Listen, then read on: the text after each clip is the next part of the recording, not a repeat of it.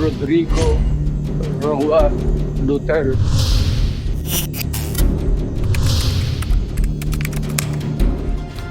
Matapos formal na kilalanin ng International Criminal Court bilang lead counsel ni dating Pangulong Rodrigo Duterte, araw-araw na raw dadalaw sa detention center si British-Israeli lawyer attorney Nicholas Kaufman. At mula po sa The Hague, the Netherlands, may ulat on the spot si Mariz Umali. Mariz?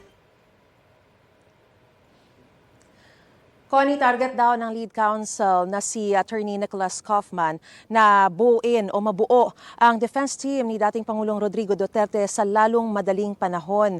At hindi pa niya idinedetalye kung ano yung mga petisyon o apela na kanilang ihahain sa International Criminal Court, pero isang malinaw sa ngayon, kakailanganin daw niya ng mga Pilipinong abogado.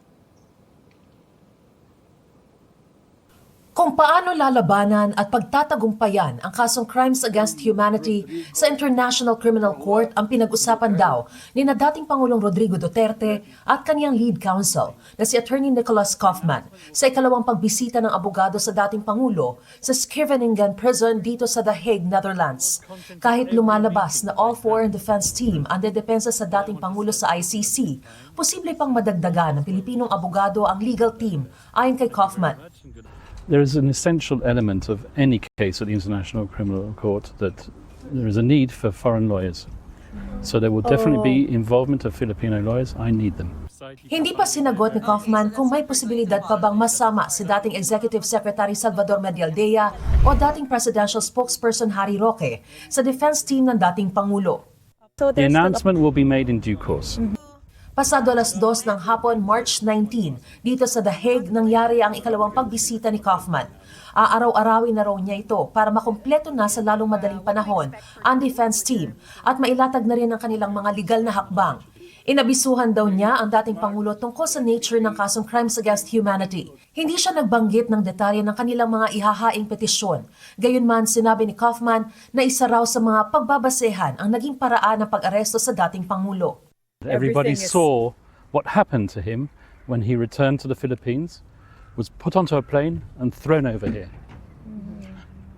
So you will be filing for interim release?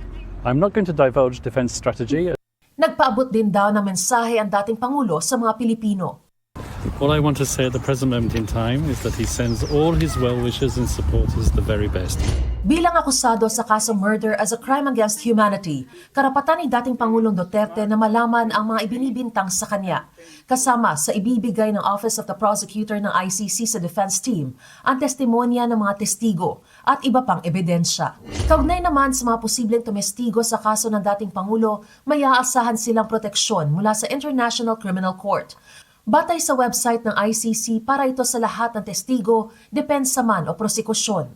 ICC ang mag-aasikaso sa visa ng mga testigo kung kinakailangan nilang pumunta rito sa The Hague. Habang nandito, makatatanggap sila ng allowance at papalitan ng anumang income o kita nila na mawawala habang tumitestigo sila sa kaso.